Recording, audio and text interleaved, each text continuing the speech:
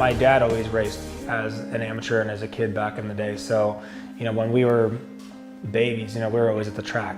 I think we started riding at 3 years old on a PW50 and never really took it serious. We never went and raced all the big amateur nationals. And then I went to regular school most of my childhood, all the way up until 9th grade. And then that's when the turning point went when I started racing amateur full time. And then, we saw some potential, and that's when it took off from there.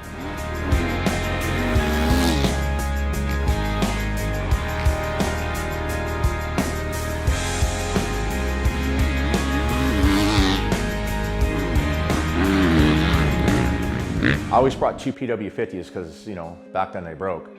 Weston used to go in the van and start the PW50 up on the stand and hold it wide open in the van. And did he not know if the thing went back, it would have went wide open into the front of the van. So like all of our friends back then used to just have to go over there and turn it off, take them off the bike. So then one day I got tired of it and we were at Paris. And I just said, go. Put gear on him and said, go ride, race. And he did.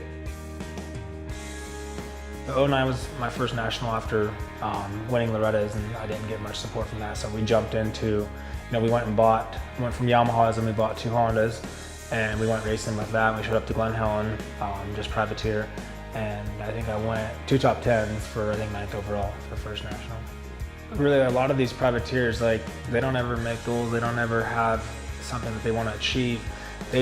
All they would think about is, oh, I just want to show up and make the main and make $1,000 from coming up first or last in the LCQ. So it's like, for them, it's just to be there, just to say, oh, I showed up and I raced Supercross. Where it's like, or me, I had goals set out for a 5-year plan of where I wanted to be in so many years, and that's how I was successful in it, as well as having, support from family and sponsors and all that stuff to get you there. But the biggest thing was just having the mentality and the drive to make it to that spot, not just show up to the races and want to make the main and that's it. You know what I mean? That's where the difference is between the privateers now that are racing and when I was racing. I was going somewhere. I had a journey planned out where I was going.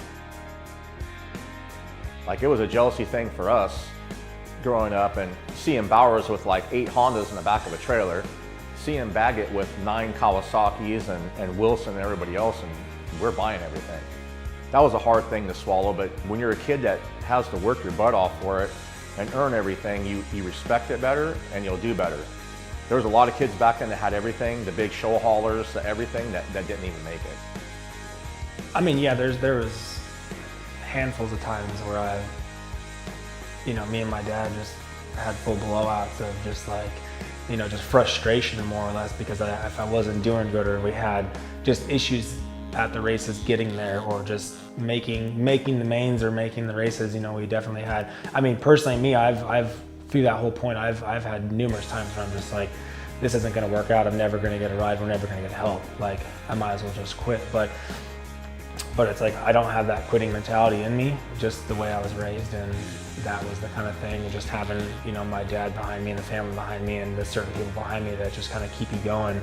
Even where you do kind of want to quit, you just got to just keep going, and that's the only option that I've ever really had. So just sticking with that and keep on fighting. And even though people are telling me, yeah, you'll never get a factory ride, or just hang on, we don't have room right now, or this or that. I've heard every excuse in the books of whatnot, and that alone could have torn anybody apart and made them quit. But I had, like I said, a different plan.